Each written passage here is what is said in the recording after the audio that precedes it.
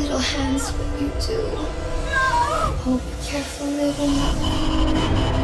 Hey gamers, welcome back to Gamerspot, your go-to channel for all things gaming and fun on the internet. We've brought another fresh video of the top 10 horror PC games. So without further ado, let's get started. Visage. Visage, a Kickstarter-funded game from Sad Square Studio, begins with a bang and never stops, ramping up suspense with every scene. It's a must-have for fans of horror games. The haunted home from hell scares your socks off because of its effective use of gloomy atmosphere, mounting apprehension, and just the proper amount of shocks and surprises. It develops a tangible playground for horror enthusiasts, utilizing many flavors or fear to create an uncomfortable experience. Scorn, a first-person puzzle game set in the ruins of a long-dead civilization. It's far more bizarre and disconcerting than it is terrifying, thanks to its fascinating biomechanical look. However, the feeling it generates can be extremely powerful. Because there's no conversation or text to explain why you're here or what occurred, you're compelled to scrutinize all of these fascinatingly unsettling visuals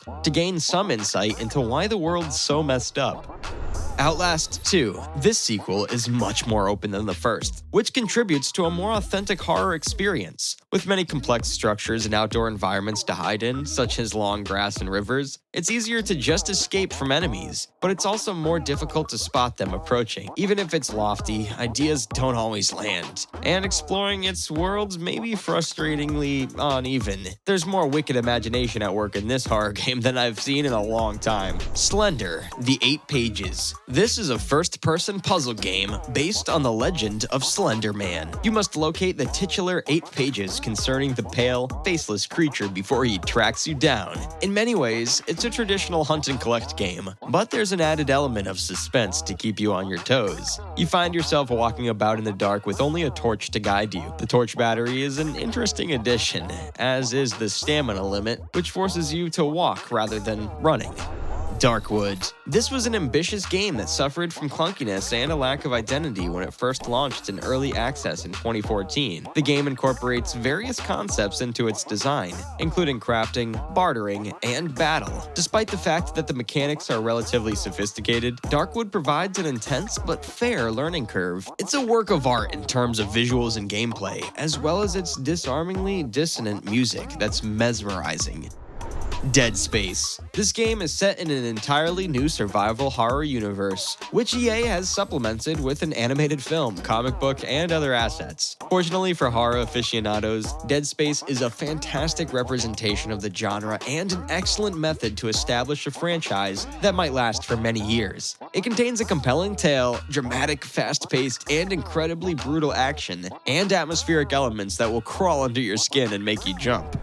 Dying Light. Beginning as a stealthy, desperate survival horror experience, Dying Light gradually and satisfyingly turns into a rapid, hyper-violent celebration of vertical freedom and zombie annihilation. It has its ups and downs and is somewhat inconsistent.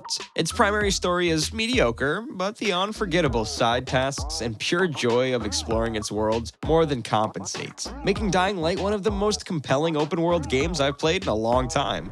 The Forest. The AI enemies in this game are incredibly puzzling and terrifying. It's a horrific survival adventure that knows how to play with tension and create the illusion of a real world with deep inner workings and mysteries to unravel. It has a meaningful tale progression that doesn't drag too long. Ignore the warnings on the walls and hidden in the trees at your risk. And if you want a one-of-a-kind and unforgettable survival horror experience, you should absolutely dare to do so. Half-Life Alyx. It took a few years, but Half-Life has more than realized the potential of virtual reality. Valve has raised the standard for VR interactivity, detail, and level design, with it demonstrating what can happen when a world-class developer goes all in on a new frontier of technology. It feels like a game from the future in many aspects, and one that the rest of VR gaming will likely take a long time to match, let alone surpass.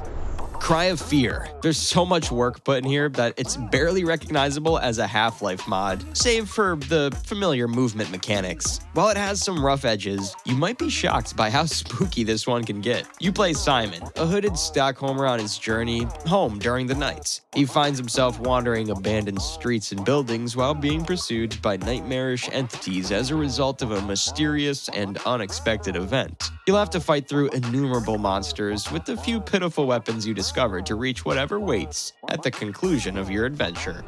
That's all for now. If you enjoyed the video, please share it with your friends and family, and to increase engagement, like and comment on the video, subscribe to watch our future videos, and we'll see you in the following video. Keep playing in the meantime.